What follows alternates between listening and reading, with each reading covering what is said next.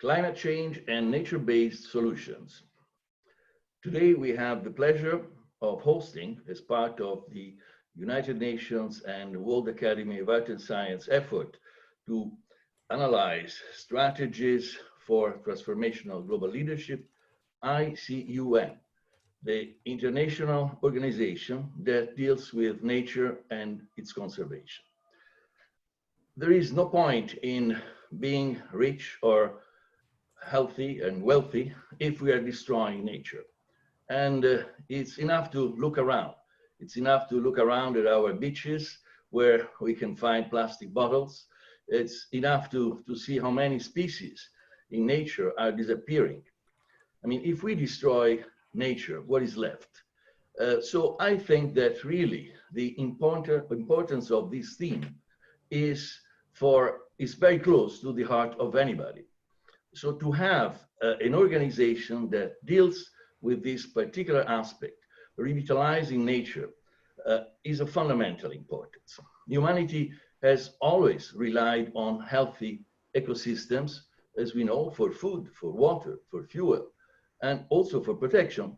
But today, humanity faces many environmental challenges, to the point that the loss of biodiversity, ecosystem degradation, and climate change have become a planetary emergency. This International Union for Conservation of Nature, IUCN, will present now an important concept that can help humanity to tackle emergencies. We have, in fact, the honor to have with us IUCN Acting Director General, Dr. Grethel Aguilar, and 4 members of her team who will explain how nature-based solutions can help feed us, protect us, sustain our livelihoods, and provide energy and safeguard our future, and how governments, practitioners, and scientists are leading efforts to integrate nature-based solutions into their policies and practices. IUCN is an international organization composed of 1,400 governments and civil society organizations, and has a global network of 16,000 experts, as well as a secretariat in Gland, where they have their headquarters, with offices around the world. The diversity and vast expertise of this union, now over 70 years old, make it a global authority on the preservation of the planet.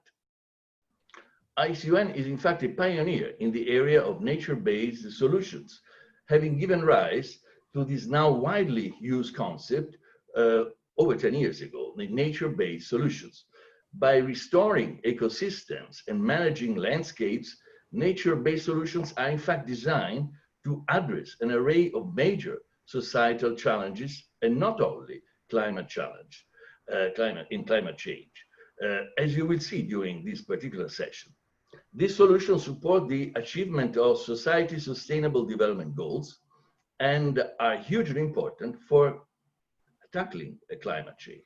Dr. Grethel Aguilar, in this panel that will be moderated by the special advisor of the Acting Director General, Garcia-Huidobro, will explain why these solutions are so relevant and how to put them into practice.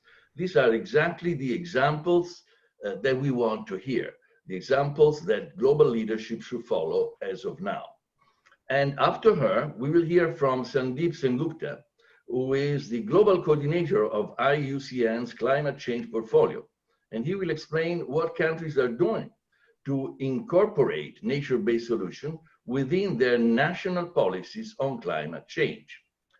Luc Bass, director of IUCN European Regional Office, will focus specifically on European Union, Green Deal, and climate policy.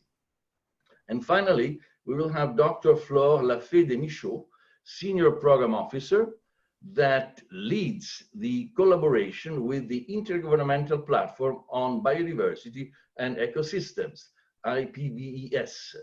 And she will consider the role of science in addressing our environmental challenges. Without any further ado, I certainly pass the floor to Thea, who will be the moderator, and I understand we have a video to set the scene for this debate. So here we are.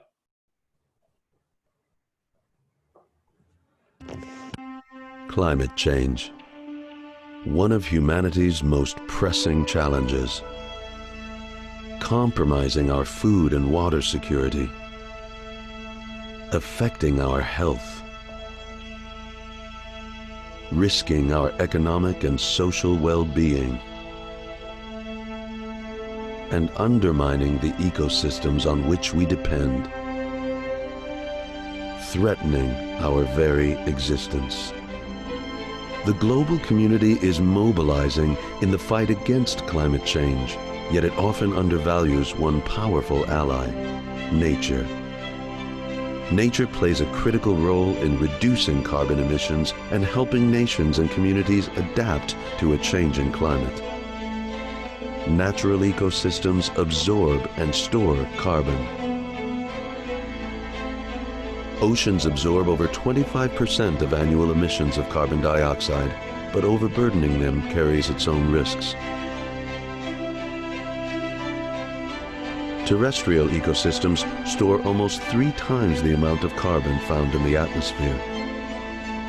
Halting deforestation and restoring degraded land can cut carbon pollution equivalent to the yearly emissions of all the cars in the world. Natural ecosystems protect against climate-related disasters. Coastal wetlands in the United States provide $23 billion worth of storm protection each year.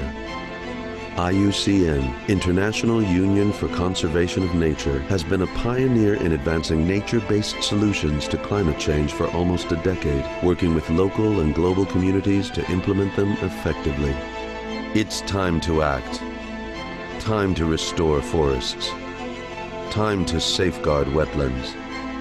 Time to conserve oceans. Time to implement nature-based solutions. IUCN, championing the vital role of nature in tackling humanity's greatest challenges. Join us in unlocking the power of nature. No solution is complete without it.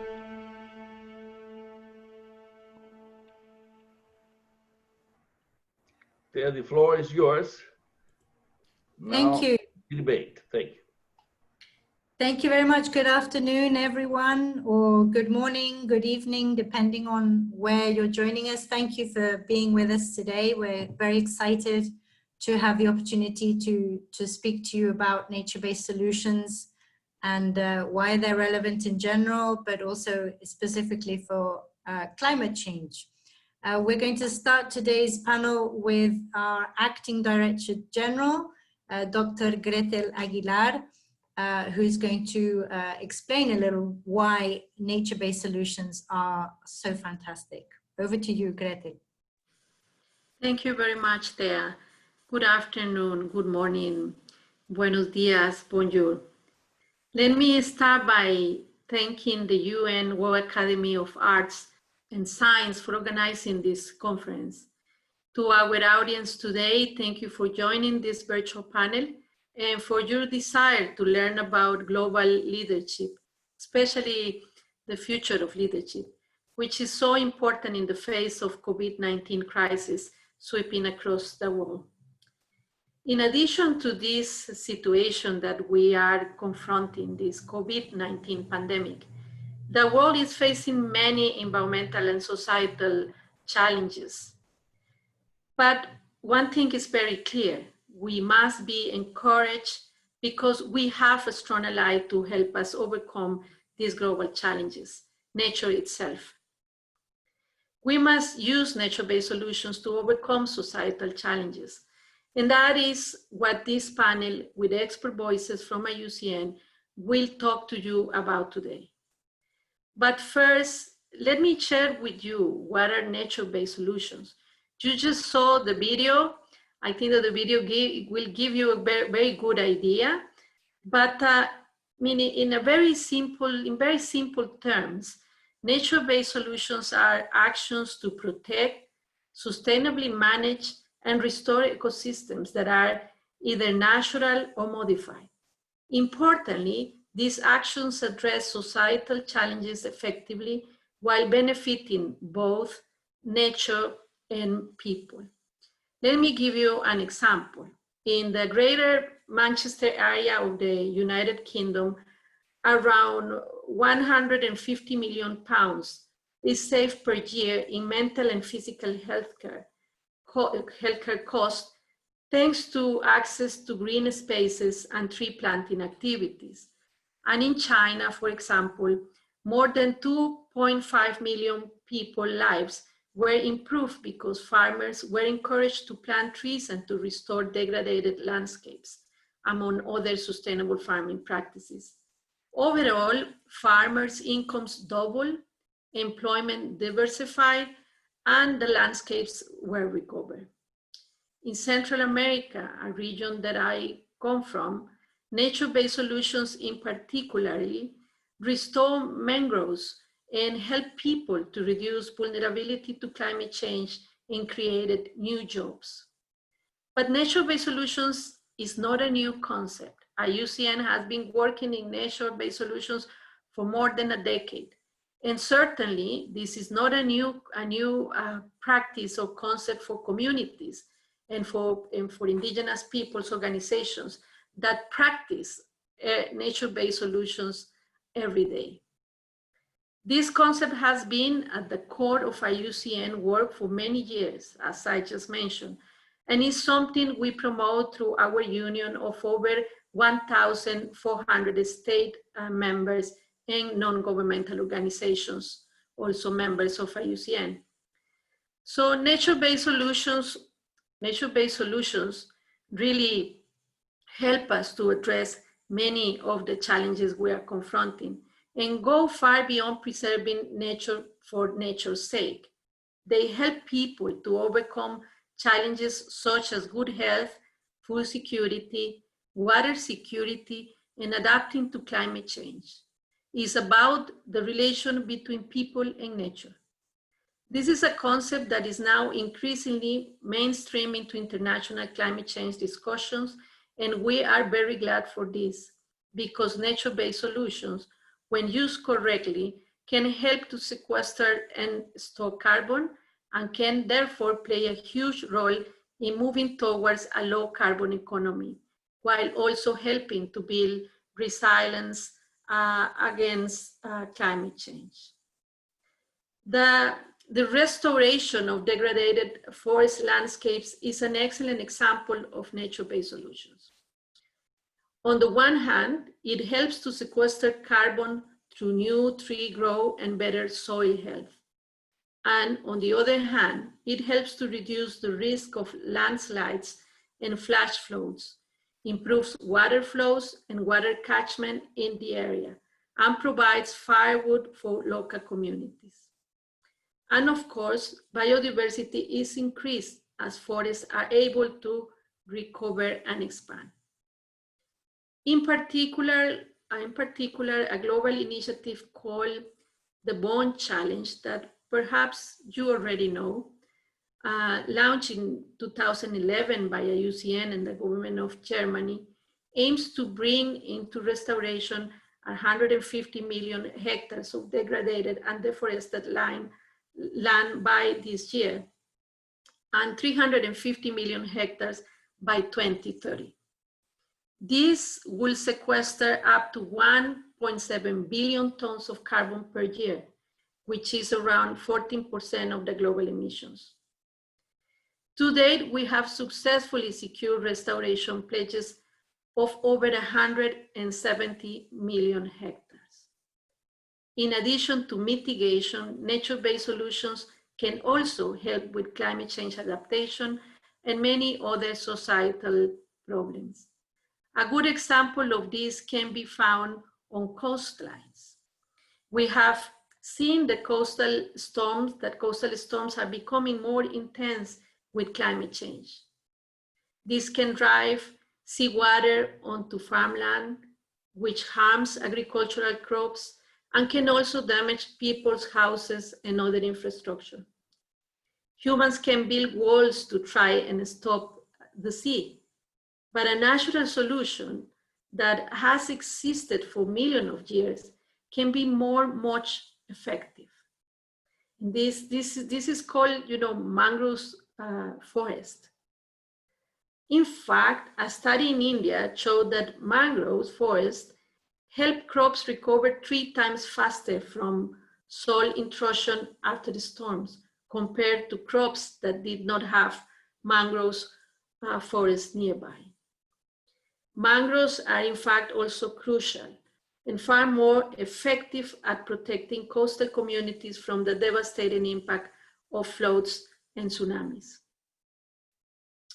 An initiative led by IUCN and UNDP called Mangroves for the Future was set up in 2014 in the Indian, during the times of the Indian Ocean tsunami.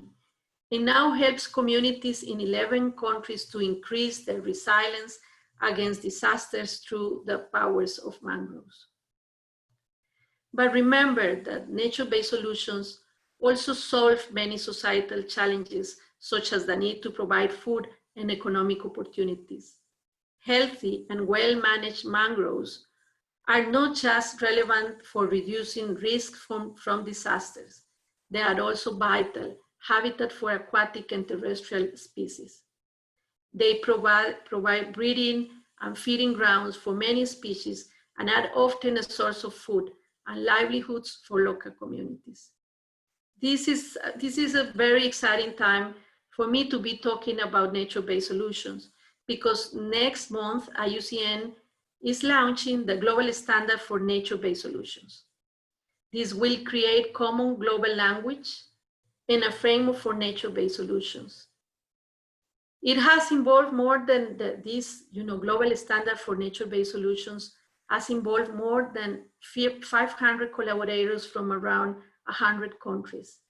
And it will help to promote nature-based solutions worldwide and increase understanding on the value of this approach and how to implement it effectively. Now, let me just stop here and say that nature-based solutions are not the magical solution for reaching global climate targets or for solving the world problems. Specifically, to climate change, these solutions must be completed by ambitious emissions reductions and comprehensive climate policies by all actors at all levels.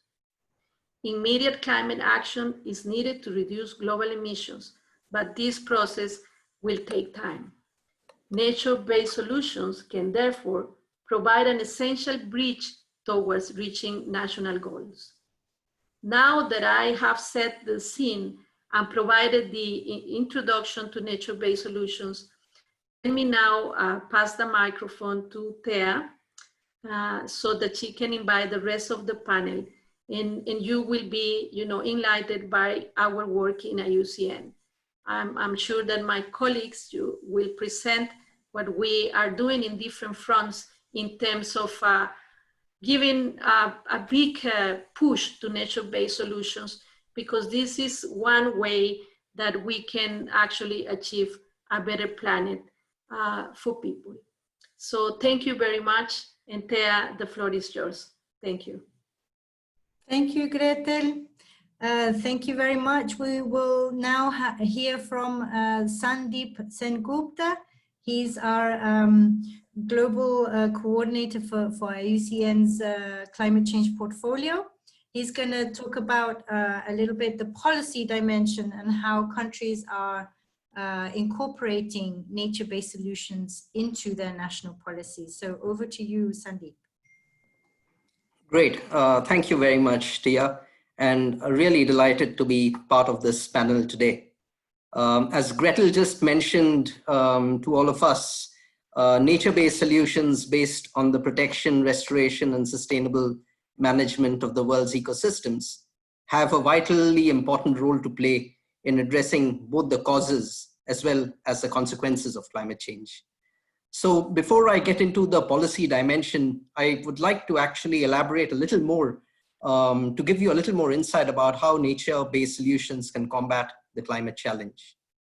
A study published in the Proceedings of the National Academy of Sciences in 2017, for example, has estimated that nature-based solutions, which are also referred by some as natural climate solutions, can provide over 30%, in fact, up to 37% of the cost-effective mitigation that is needed between now and 2030 to limit warming to 2 degrees centigrade. That is the Paris Agreement goal.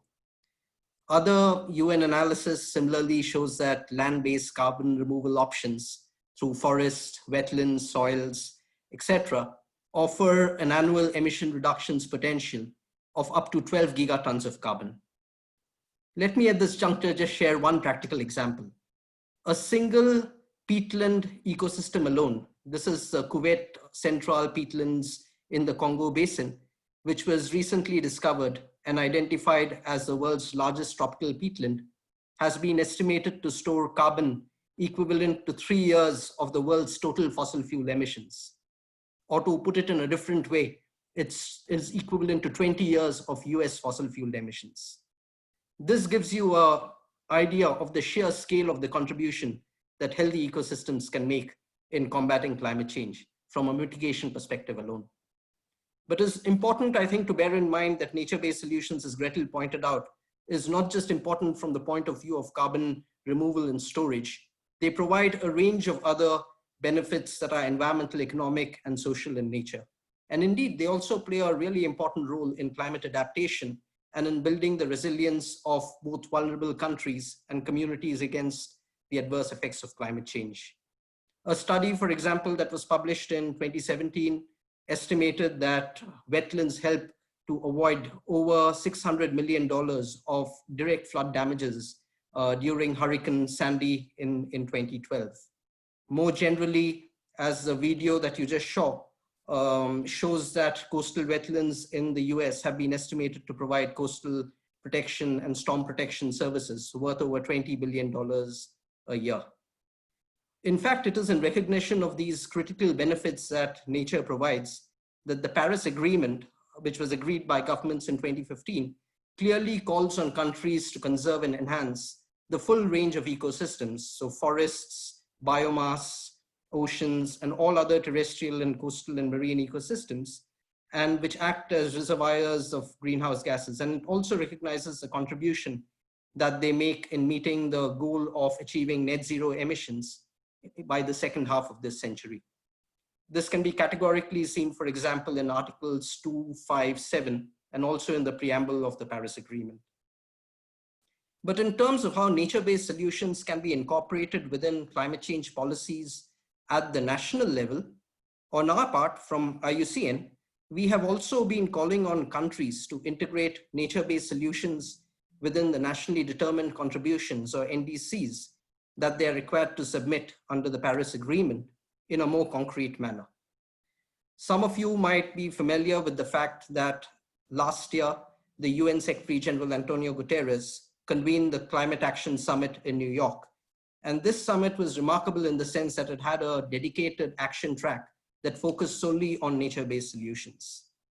At this summit, IUCN, together with Oxford University, launched a publication that analyzed the extent to which countries had already incorporated nature-based solutions within their NDCs so far, and provided a set of recommendations on how this could be improved further as countries develop new NDCs in 2020 and beyond.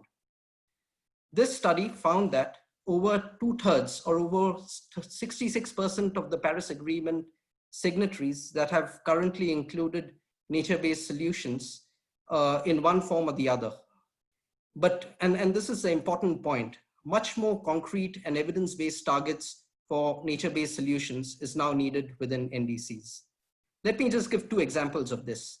For example, the study found that over 70% of NDCs presently contain references to efforts in the forest sector, but only 20% of these include quantifiable targets, and only 8% include targets expressed in terms of tons of CO2 equivalent.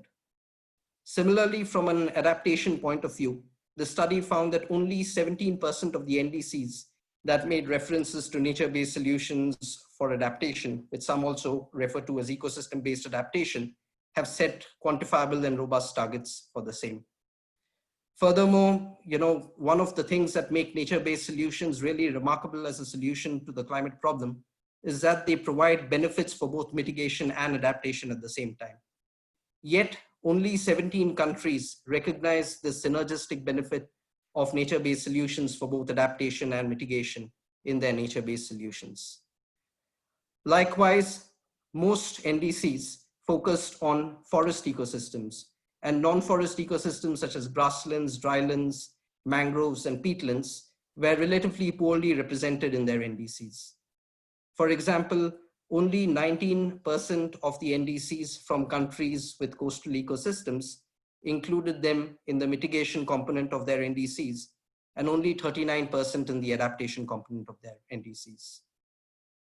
Another interesting study, finding from the study, showed that it was the low-income countries, as classified by the World Bank, were the ones who included nature-based solutions more prominently in their NDCs rather than high-income countries.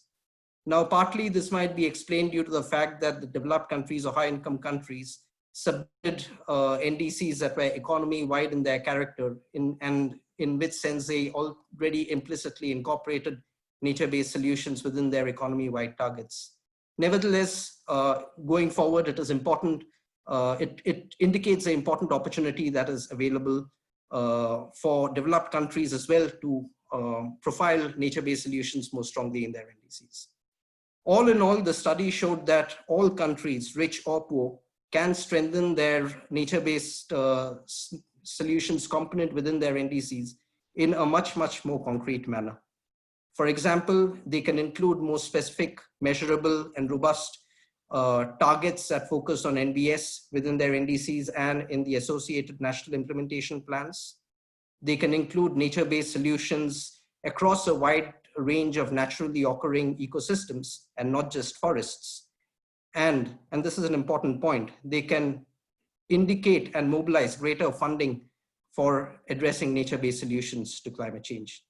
This point is especially important given the fact that nature-based solutions currently receive only 3% of climate financing, even though they provide over 30% of the solution. It is also important, bearing in mind the fact that most developing countries have made the fulfillment of their NDCs conditional to the provision of support from developed countries.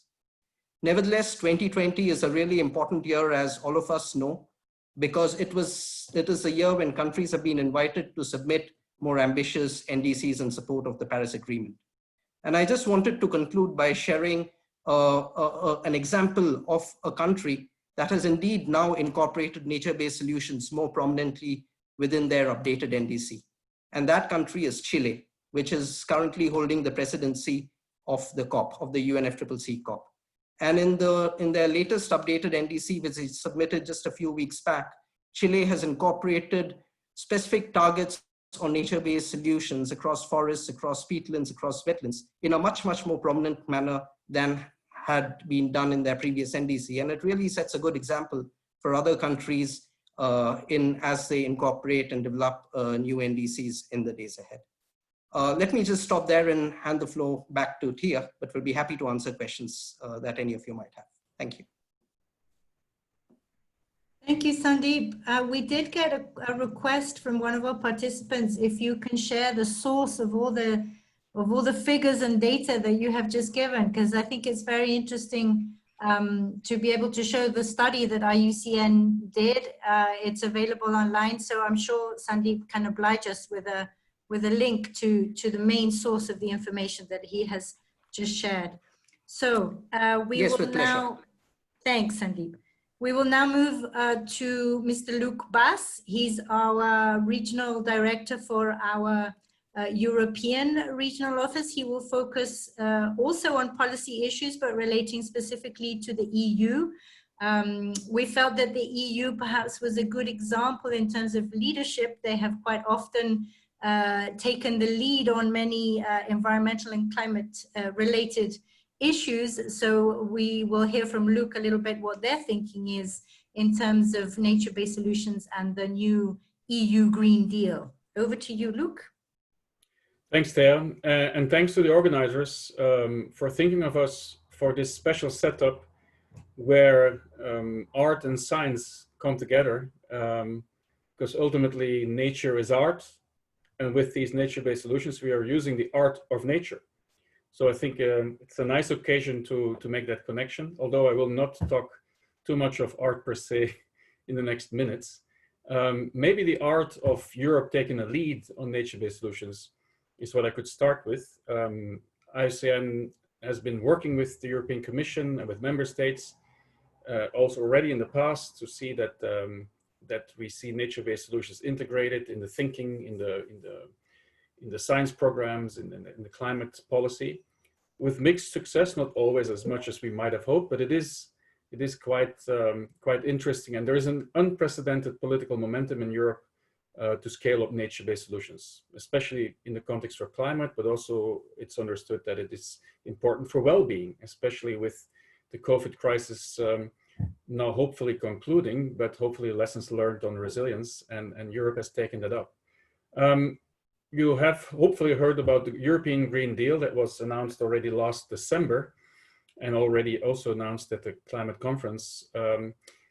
And of course, that now needed some clear implementation steps forward. Back then, that Green Deal was very specifically mentioning nature-based solutions. So that's important because there will also be a lot of funding attached to that Green Deal. And the two main documents in the context of nature-based solutions that are of high importance are the biodiversity strategy that came out on the 20th of May, and together on the same day, the farm to fork strategy of the EU to make the food system more sustainable, and not in the least, agricultural practices, which of course have a high impact on nature, and when done well, they can actually become even nature-based solutions. But that needs to be, of course, checked and with the standard that is in the making and in conclusion with IUCN. So the Green Deal is ambitious. It should enable a lot of move. We see it in many policies reflected. The biodiversity strategy is very ambitious, very much relating to nature-based solutions and investing in nature-based solutions, as is the farm to fork strategy. But then, of course, when you look at the bigger picture, one has to recognize that there is still quite a struggle to be made to make sure that the rhetoric and the promises, let's say, in the strategy also translate into some real funding for nature-based solutions, for climate in the first place, but broader as well, because it's only one of the important benefits that the nature-based solutions bring. In the recovery package, and this is of course now the new development, the recovery package of the EU is again very ambitious, is very clearly focusing on the Green Deal and to make the Green Deal happen, and in fact seeing the Green Deal as a very important part of the recovery. So that again is a good intention. We see a lot of allocation generally, mostly to climate and energy, which is of course where the hard emission reductions still need to happen at big scale. That is very true, but there's much less detail on how the funding will distribute towards the restoration agenda of the EU, but also the protection agenda, and of course, ultimately how nature contributes to solving the challenges. Another element that is sometimes a bit contradicting is the common agricultural policy of the EU, which has the biggest potential to actually get the funding streams in the right direction. It's an enormous amount of funding, as you will know, or at least the people in Europe will know that.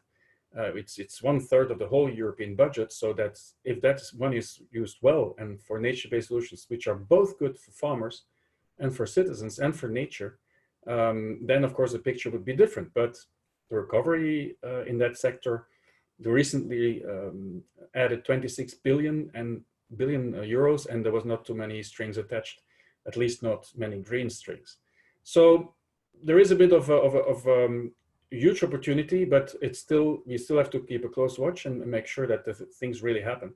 Now, of course, to make nature-based solutions happen, you need a governance framework that gives you an opportunity, gives you some targets, and the EU, with its biodiversity strategy, has taken a lead, I think, in setting the agenda, kind of also for the global context, with a clear pledge on the 30% of land and sea area, There's a lot of discussion of what their 1/3 of strict protection means, but that part of the nature-based solution, management protected areas designation, which is also a nature-based solution or belongs to it, is quite strongly covered.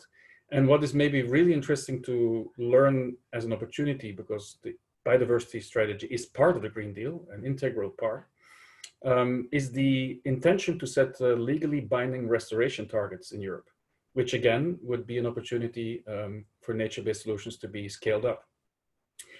This intention by the European Commission, of course, we will need to see reflected in the national government implementation and the Council of the EU, which ultimately has the last say on what really will happen and what really will happen at scale. So we need to work closely with the national governments.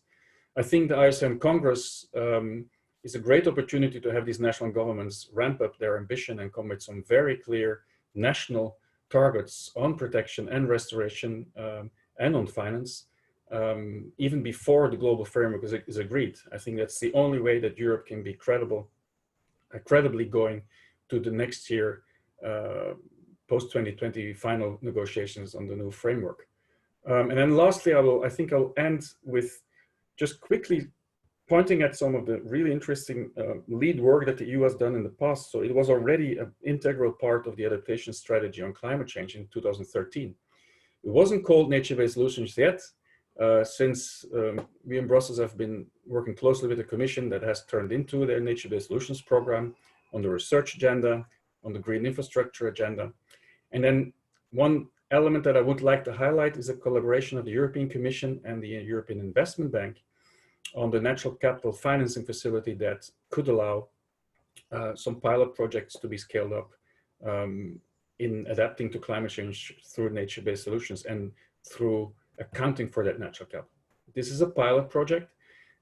Ultimately, I think what we will need in Europe is a level playing field for natural capital accounting, which could result in making the real investment case for nature and nature-based solutions, and have it at the EU level, so there's not too much running around or free riding in other countries in the EU. And I think if the EU as such can do that, that would give an opportunity to go from what is often seen still as a cost, I mean, protecting and restoring nature, to really this being an investment and to see a return on investment, to unlock through public finance also a lot of private finance, and to really make it happen. So in short, huge opportunity in Europe. I think we're all, I think as Europeans, we're proud of the direction taken, but we will have to provide and continue to provide a good understanding on these solutions, good evidence, good monitoring, a good enabling environment, and see high national ambition. And I'll rest it here.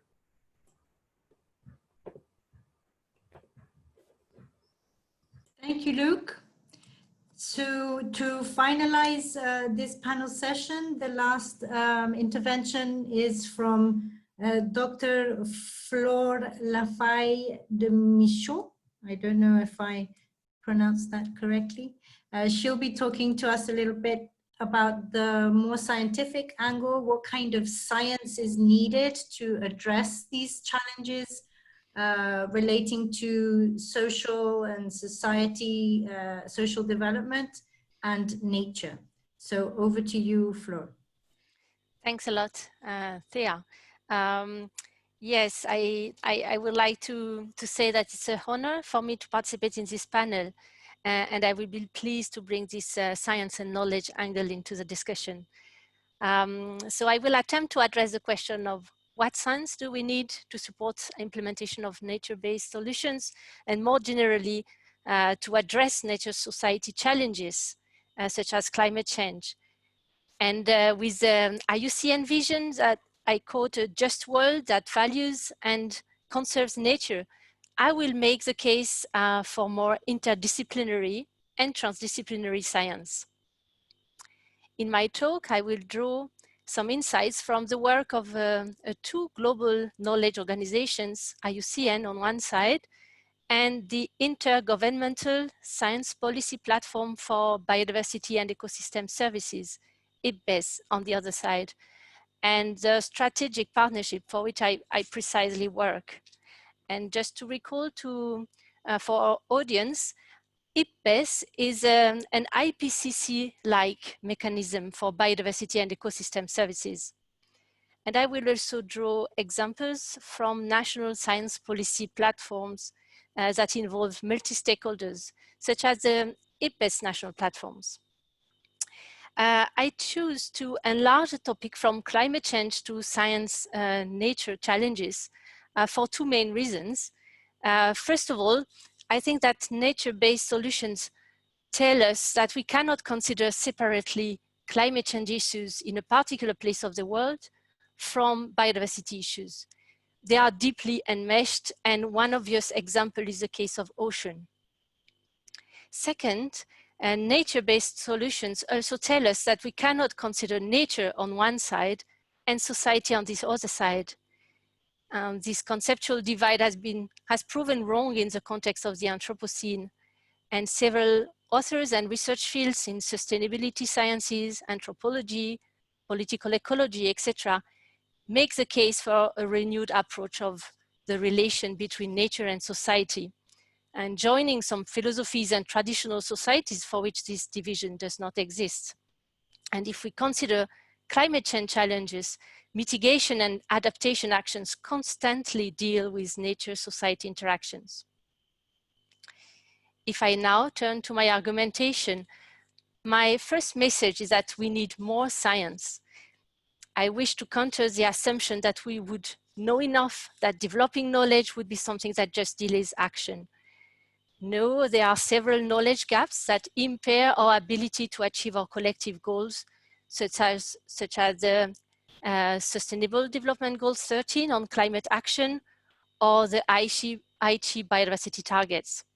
And more than that, some of these knowledge gaps prevent us to even identify if we are running in the right direction. That is the one that we collectively and previously set up, such as within the United Nations or the Conference of the Parties to the Convention of Biological Diversity. And two examples here.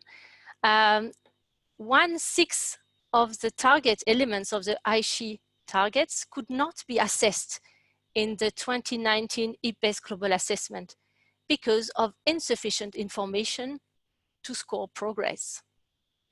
My second example deals with fungi. Fungi play a key role in the healthy functioning of ecosystems and thus for the ecosystem's resilience to climate change.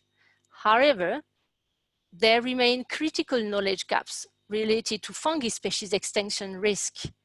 And thanks to the Global Fungal Red List initiative launched by IUCN, further to the World Conservation Congress in 2012, and thanks to the contributions of many mycologists from throughout the world, the number of fungi in the Global Red List of threatened species greatly increased from 66 to 280. And the efforts will be continuing in 2020. In fact, more generally, the interlinkages between climate change and biodiversity are insufficiently established. And so assessing existing knowledge and identifying gaps is now the task of a workshop to be convened this year in UK with 50 experts from IPBES and IPCC. And the experts will provide a workshop report for the COP15 to the CBD and to the COP26 to the UNFCCC, so the United Nations Framework Convention on Climate Change. My second message is that we need interdisciplinary approaches for addressing nature-society challenges. We need to bridge the gaps of the blind spots of disciplines and also to put natural sciences and social sciences into dialogue. And in this regard, IPBES already looks for a disciplinary balance between natural and social sciences among the global experts that the platform selects for elaborating the assessment reports.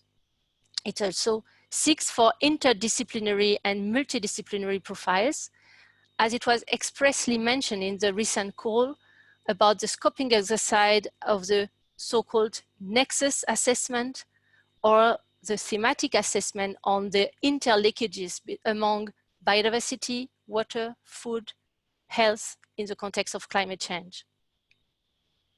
Another example is provided by the proposition to develop adequate knowledge about the role of protected areas in relation to climate change, particularly to climate change adaptation strategies, but also for mitigation.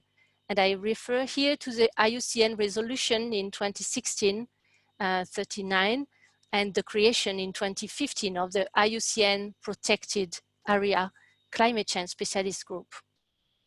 This thinking is also illustrated in the core definition of the nature-based solutions adopted by the IUCN members, and in which the use of nature was defined, as Grethel mentioned, for simultaneous benefits to biodiversity and human well-being. And there were also adopted principles that refer to several social processes, such as equitable use, traditional knowledge, etc. My third message is that nature society challenges require broader knowledge than pure academic science. Transdisciplinary science, collaborative, cross-sectoral approaches are needed, and this has been largely recognized by several UN organizations such as FAO, UNEP, UNESCO. And there are three specific modalities that I wish to mention here. First of all, it's a specific recognition of the need to engage with indigenous and local knowledge holders. The 2019 IPBES Global Assessment was the first assessment of its kind to have a systematic approach of incorporating indigenous and local knowledge. IUCN, on its side, reformed its governance structure back in 2016 to create a new category of members dedicated to indigenous peoples organizations. The second aspect is the development of intergovernmental science policy interfaces that increasingly engage with stakeholders. I wish to mention here IPCC and IPBES. And IPBES has particularly a stakeholder engagement strategy that was adopted in 2016 and for which IUCN provides technical support in the frame of the IUCN-IPBES strategic partnership. But also these science policy interfaces also emerge at national levels. There are platforms setting up in Japan, Cameroon, South Africa, Brazil, Chile, and in France, such IPBES national platform, the Foundation for Research on Biodiversity, has been already convening a group of multi-stakeholders to help driving biodiversity-related science by questions raised by policymakers. And the role of here the FRB, so in this stakeholder arena, is to really help transforming people's questions into research questions. And this need to incorporate more stakeholders, practitioners, other types of decision makers, such as local government, NGOs, or business representative, is something that is really driving IPBES efforts towards stakeholder engagement. And finally, I would like to mention that beyond the question of knowledge, we should also recognize the role of values, of underlying paradigms that contribute to frame what we consider a problem. Addressing nature society challenges requires to address the question of values. And this is really part of the natural-based solutions. For instance, we cannot stick only to science-based discussions, but we have to move towards an inclusive valuation of nature's contribution to people in decision making. And there are here an interesting paper from Pasquale and al. From 2017, and also some very recent publication of the Swiss Academy of Arts and Science that published a dedicated argumentation in favor of biodiversity, synthesizing intrinsic, instrumental, and relational arguments for biodiversity. And finally, this consideration also confirms the need to engage with stakeholders in science building processes beyond the concern of plural expertise, but also to engage with plural perspectives and values.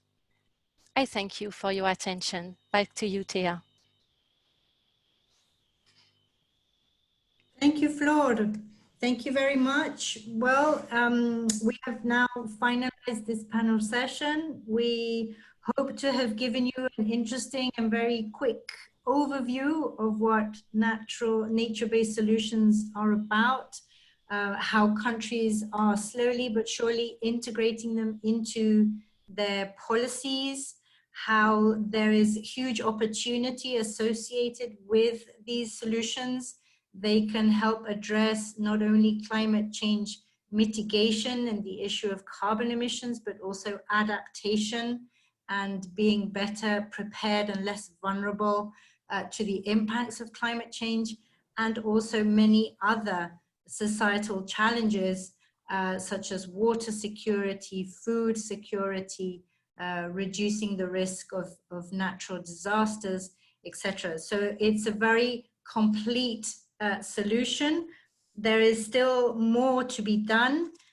You've heard a little bit about the expectations in the policy arena, especially in the EU Green Deal. You've heard a little bit about how this approach is very much multi-sectoral and increasingly multidisciplinary. It does need to bring in all the actors, both governmental, private sector, local government and authorities, local communities, and certainly the scientific sector as well, the academic community. So there has been a shift, I believe, in the way nature has been given a more utilitarian thinking to one where, as Flore was saying, there are more and more values coming into it, and nature-based solutions is certainly a very integral way of looking how nature provides vital services that go all the way from food, water, and fuel to also more cultural and health-related services. So the thinking in this regard has been evolving, and we hope to have increased your curiosity about nature-based solutions and about IUCN as an organization who has pioneered the work in nature-based solutions. We will be holding a World Congress in January. It's a unique event that does bring together all the sectors that I just mentioned and many more world leaders, youth movements, etc., indigenous peoples organizations. It's a huge, huge event. It takes place only once every 4 years. We do invite you to get interested and get involved. It's taking place in January in Marseille in France. So if you'd like to find out more, you can access the IUCN webpage.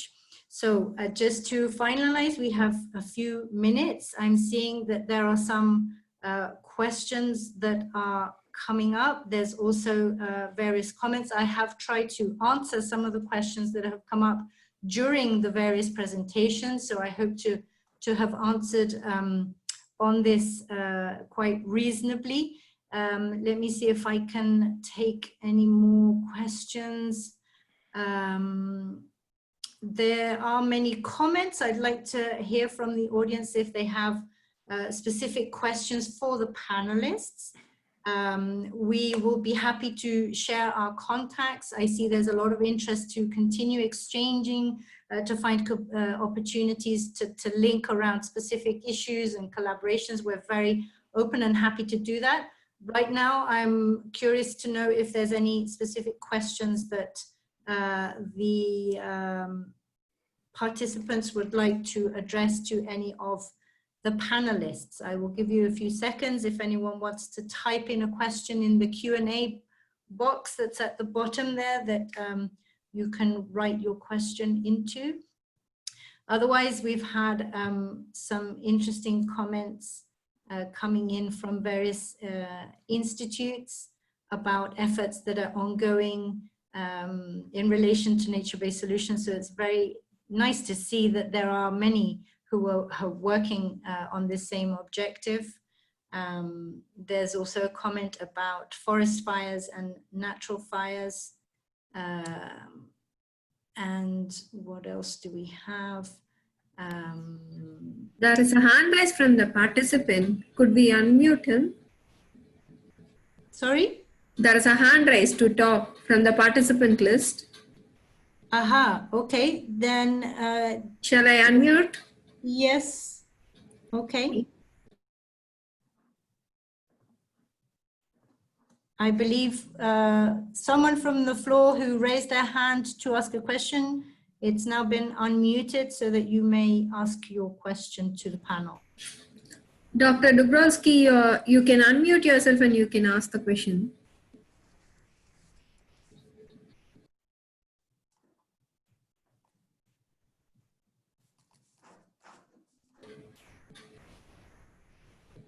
He doesn't seem to have unmute. We have given him the option.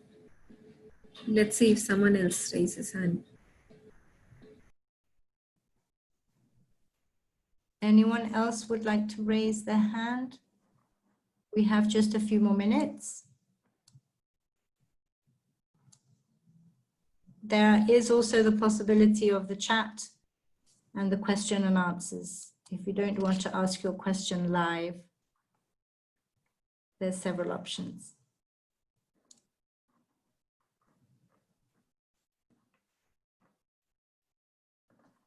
Has anyone else raised their hand? No, we don't have any more raised hands. Sorry.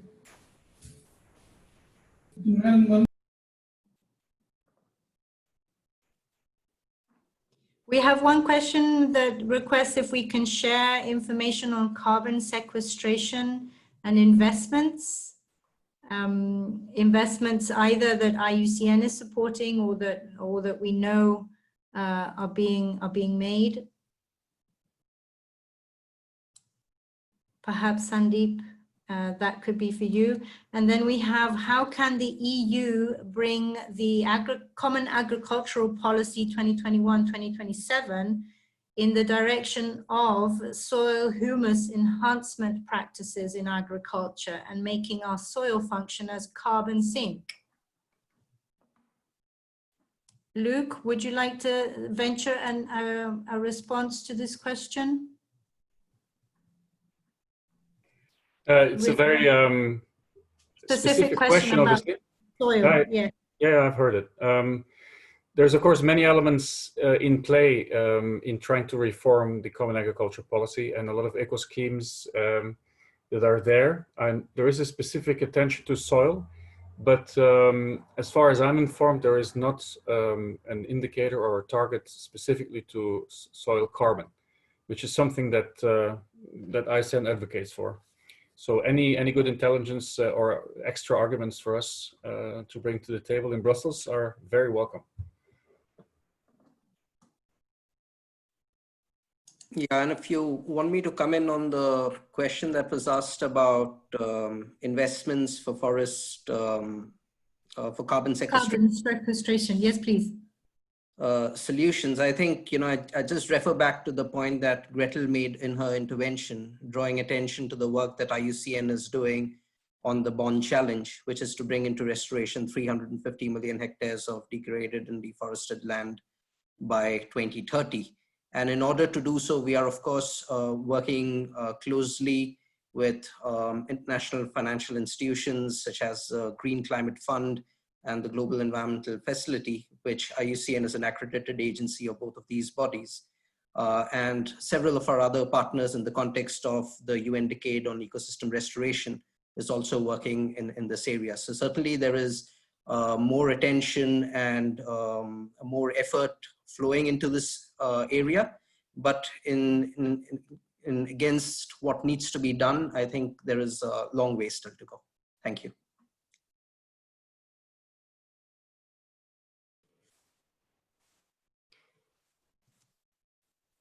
Thank you, Sandeep. I think we have one more question. This might have to be the last one. It's a question. Let me perhaps also add that we will be launching very soon our nature-based solution standard. I think that this is very important to mention and for people to stay tuned to this new effort that IUCN is putting together, because many people around the world constantly ask what is a nature-based solution and how can we make sure that what countries and communities are implementing are adequate nature-based solutions. So this tool is going to help everybody to better understand what a nature-based solution is and how we have to apply these actions.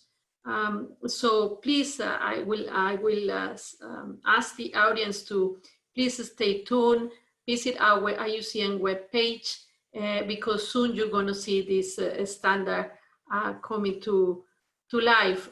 Also, I would like to say before we close that reiterate your invitation to our IUCN World Conservation Congress that is coming up very soon, and where, of course, we're going to have different events, workshops, talking about nature-based solutions.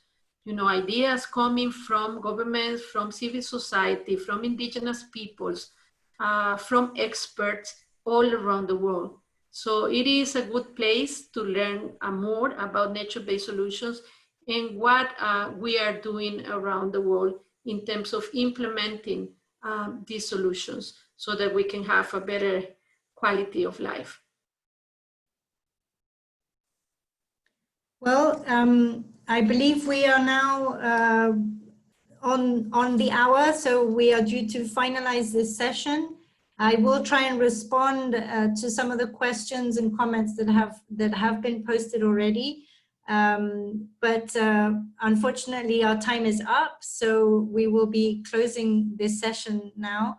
I'd like to thank everyone that took the time to participate today. We're very excited to have been able to share some of our thoughts with you and for your active engagement in the session. And of course, we wish to thank the World Academy of Arts and Science for extending their invitation to us and for the opportunity to take part in this e-conference. So thank you very much to everyone, and have a good day, have a good week, have a good life. Thank you very much. Bye-bye.